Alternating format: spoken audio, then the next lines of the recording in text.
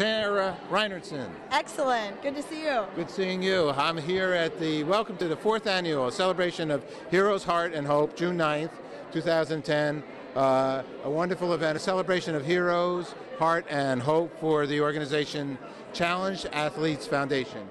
And you're part of the organization, you're a spokesperson. I'm a spokesperson for the Challenge Athletes Foundation, and we really support people with physical disabilities.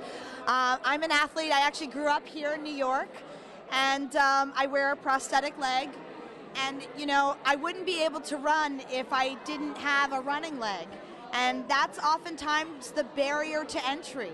You know, you can't afford you can maybe afford an everyday wheelchair, but you can't afford a basketball wheelchair or a hand cycle or a racing chair. Or my prosthetic leg, my running leg, costs $36,000. Wow. And so you think about, you know, getting extra motivation. You know, it's not just getting a pair of shoes and the chutzpah to get out there. It's a little something extra. So we're really here to raise a lot of money tonight and get the adaptive equipment for challenged athletes all over the country.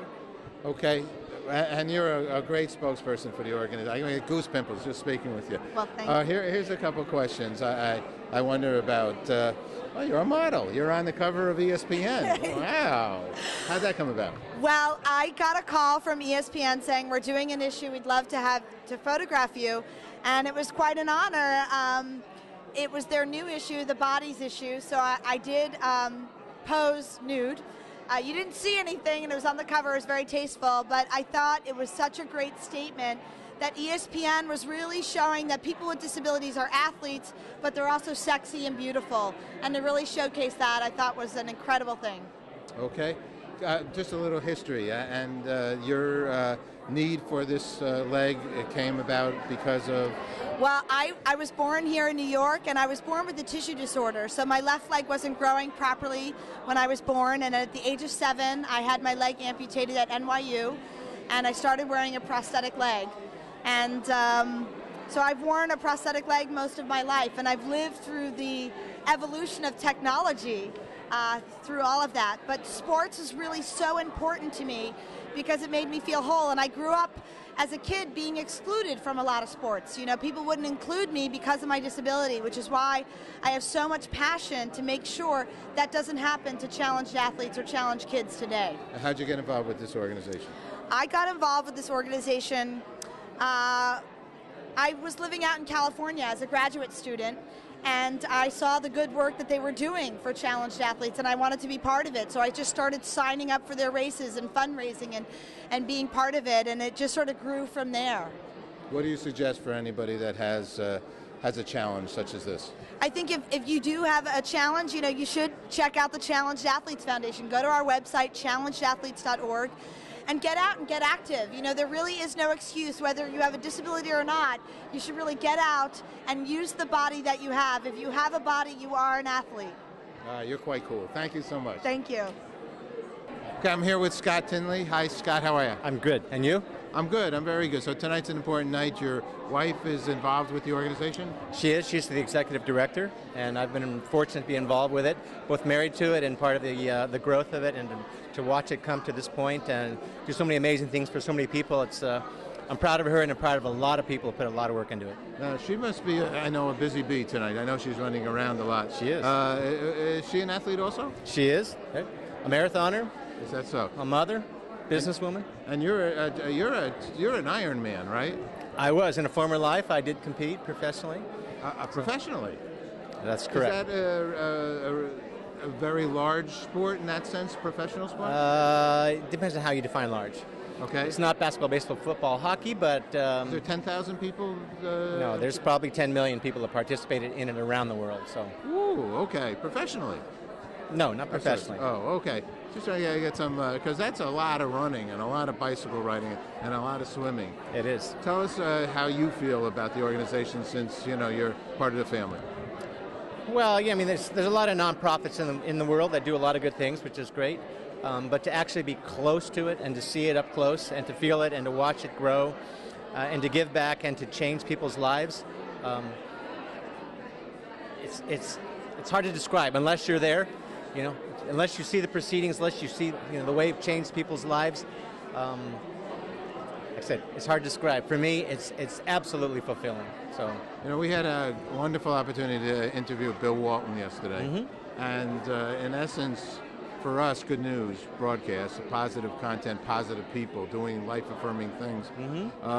There's a man, he wasn't in essence, physically challenged, except he became physically challenged through a lot of pains and strains and hurts.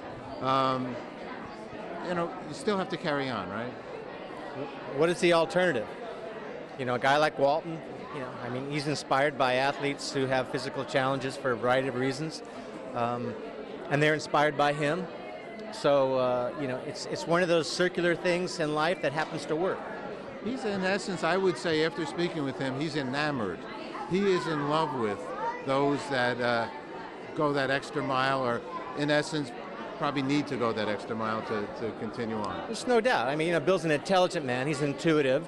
He sees the human condition, and he responds to it, as more of us should do.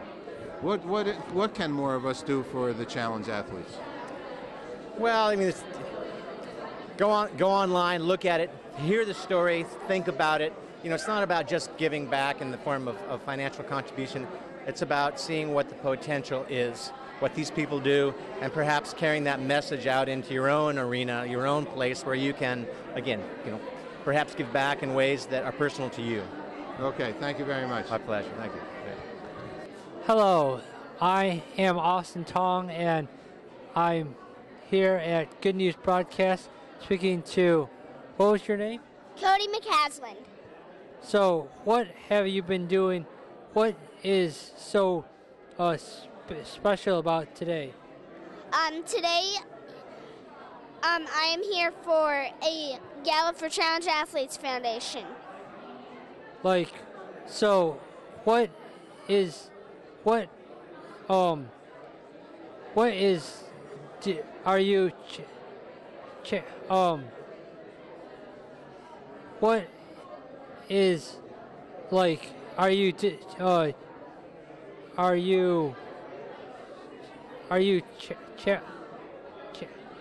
challenged by anything? My legs are gone. Can you notice that? The legs are gone. Okay. And I have these things called prosthetics. I can run in these prosthetics. I have the 3 different kinds. I have these I have on right now. These are called running legs. I have walking legs, which are a little taller than these, and I can only walk in them. And they bend, but these don't. Okay. And the 3rd kind is called stubbies. Instead of the whole leg, they cut off this part. There's none of this. Okay. It's like a socket and then just traction for me to walk on. And I use those to be low to the ground for parks sometimes, maybe. Oh. So, what have you been so I hear you like swimming. I like swimming. I swim the 50 free, the 100 IM, all of the 25, the free 25, back 25, rush 25, but not butterfly. I don't do that in swimming. Okay. So, have you met Bill Walton? Who? The NBA Hall of Famer, Bill Walton? No. Okay. Well, thank you and have a nice day. Okay. Bye. Okay, hi, this is Paul Stackis again. I'm here with Charles Sewell. Sewell, yes. Hi, Charles. How are you? I'm good. How are you? I'm fine. You're being honored tonight. Yes, sir. What you honored for? Just about my life and different adversities I've gone through. Okay. Give us a short synopsis of it. All right. Basically, I was born with a disability. I had to get both my legs amputated above the knee. And later on in life, me and my mom, we became homeless because it was hard, living with a kid who needed special needs. We moved to Alabama got ourselves a home, and I've been training for the Paralympics now in swimming, and that's basically it. All right, so congratulations on your, I say, your strength and your character and your mom. Tell me about your mom. What about her? My mom, she's like my backbone. She's the reason why, I'm here where I am today, because she's put up through a lot. She sacrificed a lot for me, so I really appreciate her. Do you have brothers and sisters? Yeah, I have 6 half-sisters.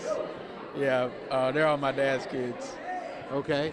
And so what would you say is, for you, what was some of the challenges that you felt good about yourself that you overcame?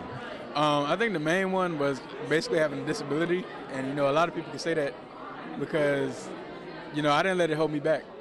I kept doing what I wanted to do in life. I'm even doing more things that I wouldn't see myself doing. What do you see yourself doing? What's going to be your career? Do you have any idea here? In 2012, I plan on going to the Paralympics for swimming. And then, how about professionally? Do you have some thoughts of what you'd like to do? No, I'm just about to start college. So, to study what?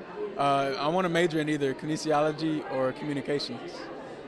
Okay, all right, good. Well, we do communications, and you want to get some experience, you let us know. All right. All right, good news broadcast. Okay.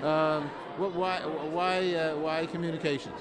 It's just like somebody requested that I should look into communications. I don't really know yet. I might change my mind, but that was something I looked into just because I have a nice kind of personality. I get along with others real good. I was going to say the same. You got you got good looks, you got a good personality, and you're a happy guy. So, is that so? Are you a happy guy? Yes, sir. Yes, I am. And that happiness comes from where? Mainly from my family and friends. My family being around, like, through everything. My friends, being there for me, not caring about disabilities or anything. So, what's good news for you? What's good news for me? What's not good news for me? I don't know. I don't really have bad news, so. That's a great answer. All right, my friend. Thank you very much. Thank you. Thank you. Okay, I'm here with Amy Dodson. Hi, Amy. How are you? Hi, I'm doing great this evening. Super. Now, did you run here from somewhere? Yeah, I ran all the way from Tucson. No, actually, I did Sounds not like run a here. song. It does, doesn't it? So, Tucson, is that a good place to? You're an ultra runner, is that? Yes, I am an ultra runner. Ultra runs are any distance beyond the traditional 26.2 marathon. So most of them are 50 kilometers, 50 miles, 100 miles, 100 kilometers. Piece of cake. Absolutely. No problem. You eat a cake when you do that, too, right? Yeah, I eat a whole lot when I do it. Okay. So how do you train for things like that? A whole lot of running, actually. Right now I'm gearing up for the Western States 100, which is June 26th and 27th. It's a race that goes from Squaw Valley, California through the Sierra Nevadas and ends at Placer High School in Auburn. And right now I'm running 70 to 80 miles a week with lots and lots of work on the trails. Living in Tucson is fabulous because we have lots of high altitude mountains as well as very rough terrain that's very similar to Western States. Okay, so obviously you're challenged to a degree physically from having two legs that are perfect legs in the sense of life. When did this happen to you? I lost my leg in 1983. I had cancer. And 2 years after I lost my leg, I lost my left lung. So I kind of have actually two challenges. One is more obvious than the other. Yes, it do. And what's inspired you to run that much? Well, I'll tell you. I think what's inspired me is the fact that I was given a chance to go on. And for me, living a life, a quality life, not only involves the mind and the heart and the soul, but also the body. And being given the opportunity to go on, to have made it through 2 cancers, has really pushed me to keep going. And honestly, I do it for all those folks that didn't have the opportunity that I did. Oh, that's really beautiful. I will have to say, what one thought that came into my mind was Forrest Gump. Oh, yes. I'd love to be compared to Forrest Gump. He just ran and ran and ran. He did, and if I can run as far and as well as he did, I would be very happy. And you get an Academy Award. There you go. There's that as well. What would you say to others that that are, I would say, minimally challenged compared to you. What would you say for their spirits? I would just tell anybody that, if there's something that you want to do, there's absolutely no reason that you can't do it. And for me, missing a leg and also missing a lung, the idea that I'm an endurance athlete seems a little bit ridiculous. But I don't really pay any attention to anybody else's preconceived notions, and nor should anyone else. That's beautiful. So good news for you is? Good news for me is what? Is finishing the Western States 100 within 30 hours. Oh, boy. Well, best of luck. Congratulations. I'm with Ben Furtick. Hi, Ben. How are you? Good. How are you doing? I'm an Ironman. I wish am I too. would be an Ironman. You're more of an Ironman. You run a corporation called Ironman. Correct. What is an Ironman corporation? We run all the Ironman events worldwide. Oh, is that so? Yeah. Did you almost invent the Ironman? No, a guy named John Collins invented the Ironman. John Collins. Yep. The Greeks didn't discover it? No, the Greeks didn't discover it. Only the marathon part. Oh, okay, all righty. So he conceived of it. Let's put it that way, right? Yeah, he conceived it at Primo Brewery in Honolulu. Did I hear brewery? Yeah, Primo Brewery. After the perimeter relays. Oh. Primo is the name of a brewery in Honolulu. Yeah, I thought that. Yeah. So I don't want to, he drank a lot and then he just went and did everything like Maybe that had something to do with the crazy idea. I don't know. And this crazy idea is quite popular. Absolutely. I mean, we have probably about 150,000 athletes running across finish lines this year. What do you think the enchantment is with it? I think Ironman is, it's not necessarily, it's always about racing your competitor, but it's really about internalizing it and racing against yourself. John Collins had a great saying, which was, you can stop and no one will care, but you'll always know. And I think that pretty much embodies the sport, which is, you're competing against your internal demons. So have the rules, and since you're a corporation, since you manage and actually organize these things, yep. Have rules changed since he conceived it? Yeah, I mean, a lot's changed in the sport, obviously. I think there's a couple of guiding principles that have not changed. One is, you got to be true to the sport, and you're doing it on your own, which is where drafting came from. And that, it's kind of an honor code system. I mean, you really are, not accepting outside assistance. And there's another thing called outside assistance, which is a big part of our sport. And that really comes from the original application that Collins wrote in 1977. Now, I have run a marathon, and I am considering right now on July 18th, there's what they call a sprint triathlon. Correct. Out there in Montauk. I haven't decided yet. I mean, it's probably, I'm a little nutso. But were you looking fit? Maybe for an Ironman. I just lost 30. Awesome. But, in any case, that's a haul for me to try to do that. But what is the progression? You run a marathon, you run then. You swim 2.4, you bike 112, and you bike, and then you run 26.2. What do people say to you? What surprises you with the people that do? Well, how about there's some? I just spoke to with a lady who does ultra running. She's telling me she's going to run 100 miles. Yeah. If I got that right, I'm almost amazed to say it. I think it's ingrained across all sports and all cultural boundaries about this innate thing about the human spirit about challenging yourself. I mean, I think that's really what it applies to the Challenge Athletes Foundation. But a challenge athlete, boy, they're missing this or that, or maybe they got more than most. I grew up with my brother. My brother's a double amputee athlete. He's one of the first athletes to ever try to compete in Kona. We raced together in 1996. And, I saw the things that he could do, and, it's inspiring.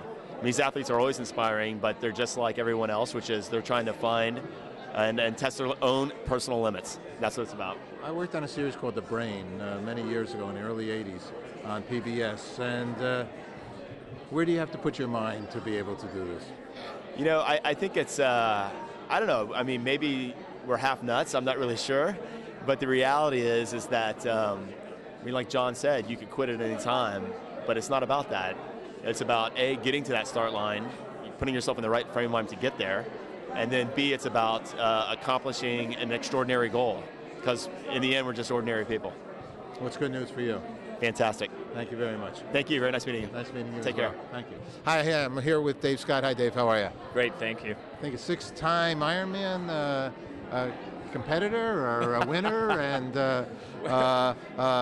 you actually win these things. Well, I won them way back when. Yeah, I'm kind of a dinosaur now, so I think some people recognize me, but I'm just an old guy. Nah. If you were a dinosaur, you'd be going quite slow, and I don't think you probably ever went slow. So whatever got you inspired to do an Ironman? Well, the sport was in its infancy when I first started. My first Ironman was 1980, and triathlons were just underway and terribly disorganized. It was just a novel thing to do, and third year the Ironman was 80, and I entered, and there was only 100 people that did it, and I was able to win. I thought, well, why not keep going? Did you have a buddy or a friend who helped you or even did it with you? Well, I had one guy who prodded me. We were both naive, and he said, "Oh, you could do this thing. It's only such and such, 112 miles, and run a marathon on the end." I hadn't done either one of them, but he was kind of the impetus to say, "Yeah, go ahead and do it." And I dragged him in a few years later. Do you suggest somebody who is considering doing this having a partner to do it with, or to work out with? Yeah, if you're with a club, or if you have a spouse or a teammate or a confidant or something, yeah, it makes it easier. I mean, it's a hard sport if you're going to step up to that distance, and you can put other things aside, and sometimes it's not the most healthiest thing to do, but yeah, if you have a partner, it's a big plus. I never would have finished the New York Marathon if I didn't tell my daughter I was going to finish it. That was the bottom line. That was for me. Well, that's a commitment. Yeah. That was my commitment. Yes. So do you think everybody that does that Ironman sets a commitment for themselves of some sort? Well, I think most people that do it, and now it's kind of changed a little bit. I mean, in the first years, it was really a survival test. And, a lot of people now know a lot more about training and how to prepare for it. And so I think, once they conquer it, it's a big feather in their cap. And, there's people that come from really a totally non-athletic background and say, well, I'm going to do this thing. And it's a pretty big endeavor. What do you do now professionally, if you don't mind me asking? Well, I have a fitness consulting business, still in the industry and still involved with the sport. So, and I've been involved with Challenge Athletes Foundation for a few years and have gone to a number of events. And they're the real stars this evening. Okay, beautifully. Well stated. Thank you very much. Yeah, sure. My pleasure. Thank you. Okay, Paul. Hello, I am here with George Gallagher. How are you? I'm doing great, thank you. So, what brought you here to CAF? Well, I have been a member of the Challenge Athletes Foundation now for almost 5 years, and they have done so many things for me within the past 5 years that I do whatever I can to be able to give back to the community. So, I take it you are challenged. So, what happened to you? Well, back in '92, March 5th of 1992, I had a work-related accident. I fell from a third floor loft. I landed on the concrete floor and severed the spinal cord in my back. Oh, so, what can you do now? Well, I'm paraplegic, so I'll tell you what I can't do first. I can't walk, I can't run, but that doesn't slow me down. I still do everything that I used to do. I just have to do everything slightly different. Okay, so can you play basketball or tennis or stuff like that? Well, I compete in triathlons, so I swim, bike, and I run as well. So I swim like everyone else, but it's all upper body. And when I bike, I use a hand cycle similar to the one stationed there. And on a run portion, I use a racing chair, which is a modified wheelchair. So, what's good news for you? Good news is to be able to come to a place like this and see so many people that come out in order to support CAF, in order to be able to get folks who become injured and folks with disabilities to make it to that starting line, in order to become empowered. Excellent. Thank you. Thank you.